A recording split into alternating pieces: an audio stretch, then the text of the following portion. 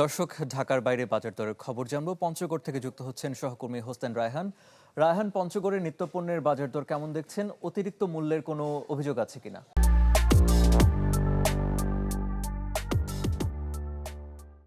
বিগত 2 মাস ধরেই কিন্তু পঞ্চগড় জেলার যে বাজার পরিস্থিতি সেটি কিন্তু ঊর্ধ্বমুখী।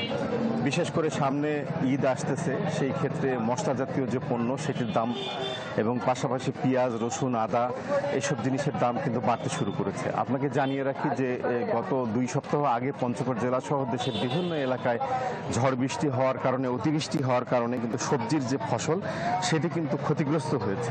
যার কারণে এই সময় যে সবজিটা বাজারে আসে সেটি কিন্তু আসলে আমরা এই সময় বাজারে সবজি সর্বোচ্চ দর পেতাম 20 থেকে 22 টাকা দর। এই দরে কিন্তু ভালো সবজি পাওয়া যেত, কিন্তু বর্তমানে এই সবজি চলে যাচ্ছে দেশের বিভিন্ন চালান ক্ষেত্রে। ফলে এখন বাজারে কিন্তু সর্বনিম্ন সবজির মূল্য 40 টাকার উপরে, 40 টাকা থেকে 80 টাকা পর্যন্ত সবজি বিক্রি হচ্ছে। বিশেষ করে পটল, ঢেঁড়স এবং আপনার সজনা, এইসব পণ্যের দাম অনেক বেশি, করলার দাম বেশি। পাশাপাশি মাছ মাংসের কথা যদি বলি, গরুর মাংসের দাম 750 টাকা থেকে 800 টাকা, খাসির মাংস 1000 টাকা থেকে 1100 টাকা। মাছ দেশের বাইরে, জেলার বাইরে থেকে মাছ এখানে আসে। চালানি মাছ যেটি চাষের মাছ সেটি কিন্তু 350 থেকে 400 টাকা কেজি, কিন্তু লোকাল যে মাছ, বোয়াল মাছ থেকে শুরু করে শোল মাছ, এটির দাম কিন্তু 1200 টাকার উপরে। পাশাপাশি নদীর যে কোনো ছোট মাছ 600 টাকার মধ্যে বিক্রি হচ্ছে।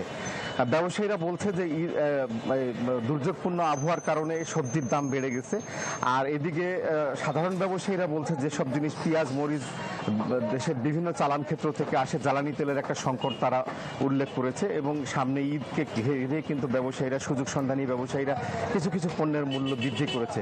সাধারণ মানুষের প্রত্যাশা হচ্ছে ঈদের আগে জেলা প্রশাসনের পক্ষ থেকে একটি বাজার মনিটরিং টিম, একাধিক বাজার মনিটরিং টিম যদি মাঠে কাজ করে, বাজারে কাজ করে, তাহলে ক্রেতা সাধারণ কিন্তু সুন্দরভাবে তাদের পণ্য সামগ্রী ক্রয় করতে পারে। আরিফিন, এই ছিল পঞ্চগড় জেলার সার্বিক বাজার পরিস্থিতি আমার কাছে। রায়হান, আপনাকে ধন্যবাদ। দর্শক, পঞ্চগড় থেকে বাজার দরের খবর জানাচ্ছিলেন সহকর্মী হোসেন রায়হান।